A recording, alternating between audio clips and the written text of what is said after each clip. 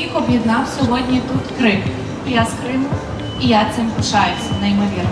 Ми повинні робити ось такі ініціативи, повинні об'єднуватися і робити все від нас залежне для того, щоб повернути Крим як фізично, так і ментально.